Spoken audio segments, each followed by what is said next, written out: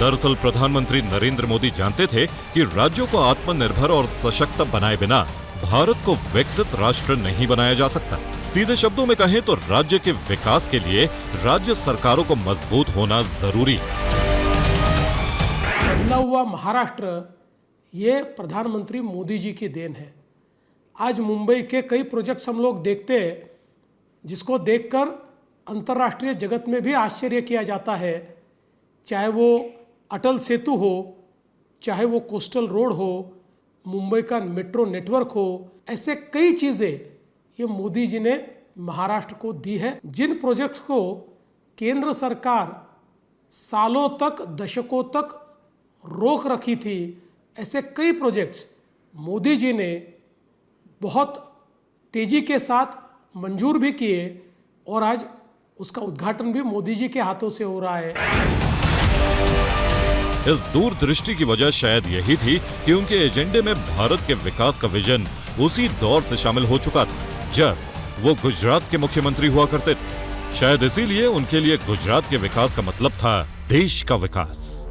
याद है जब मैं गुजरात का मुख्यमंत्री था, केंद्र में हमारे विचार की सरकार नहीं थी, लेकिन मेरे गुजरात में हर जगह पे मैं एक ही मंत्र लेके चलता था कि भारत के विकास के लिए गुजरात का विकास, भारत के विकास के लिए गुजरात का विकास। पीएम बनने के बाद उन्होंने यही लौ देश के सभी मुख्यमंत्रियों के अंदर जलाने की कोशिश की। साथ ही राज्यों को मिलने वाले करों की हिस्सेदारी को भी बढ़ाया गया।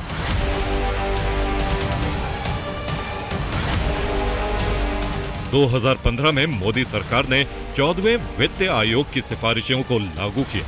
राज्यों को केंद्रीय करों का 42% हिस्सा मिलना शुरू हुआ, जो अब से पहले सिर्फ 32% था, और इसे बढ़ाने की मांग राज्य सरकारें लंबे वक्त से कर रही थी।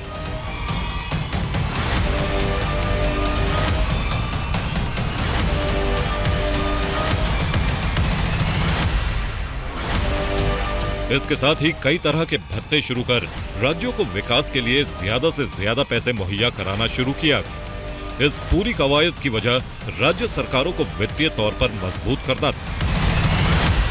आजादी के बाद पहली बार हिंदुस्तान के राज्यों के पास जो खजाना है और भारत सरकार के पास खजाना है, उस पूरे खजाने का टोटल लगाया जाए और हिसाब लगाएंगे तो निकलेगा 62% खजाना राज्यों के पास है, 38% खजाना भारत सरकार के पास।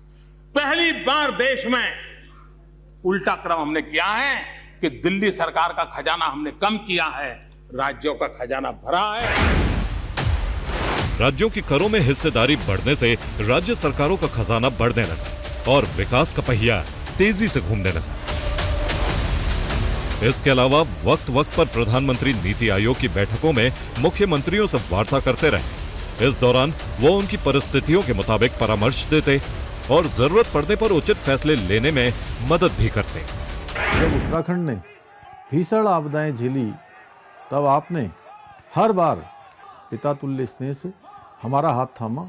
चाहे केदारनाथ धाम का पुनर्निर्माण हो, Char Dham all weather road, Rishikesh Karnaprayag rail परियोजना हो, या हर विपत्ति में तुरंत राहत और सहायता उपलब्ध कराना, आपका सहयोग अद्वितीय और अविस्मरणीय है। आपने हमेशा यह विश्वास दिलाया कि उत्तराखंड कभी अकेला नहीं है।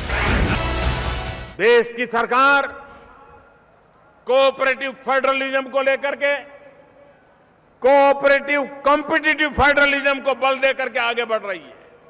हम चाहते हैं कि राज्यों के बीच में स्पर्धा हो, विकास की स्पर्धा हो। अगर एक राज्य उद्योग की एक धारा को पकड़ता है तो दूसरा राज्य दूसरी धारा पकड़ के दिखा दे कि देखो मैं आपसे आगे निकल गया। भारत माता की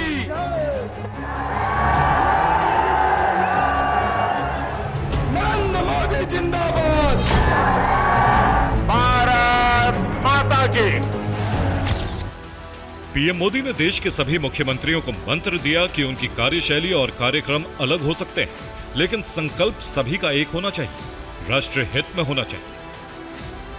प्रधानमंत्री नरेंद्र मोदी ने राज्यों को सिर्फ विकास की स्वस्थ प्रतिस्पर्धा का मंत्र ही नहीं दिया, बल्कि इस प्रतियोगिता में आगे निकलने का रास्ता भी दिखाएं और जरूरत के मुताबिक मदद भी की।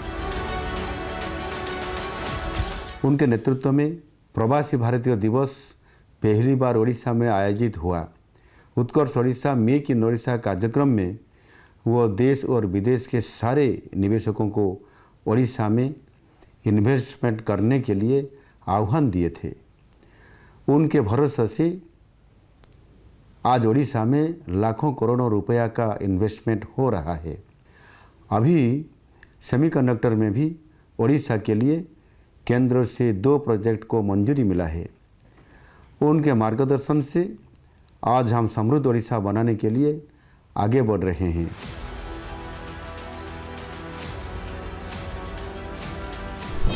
प्रधानमंत्री मोदी नीति आयोग और अन्य बैठकों में अक्सर शामिल होते हैं। 2020-2021 में कोविड प्रबंधन के लिए 20 से ज्यादा वर्चुअल बैठकों में शामिल रहे।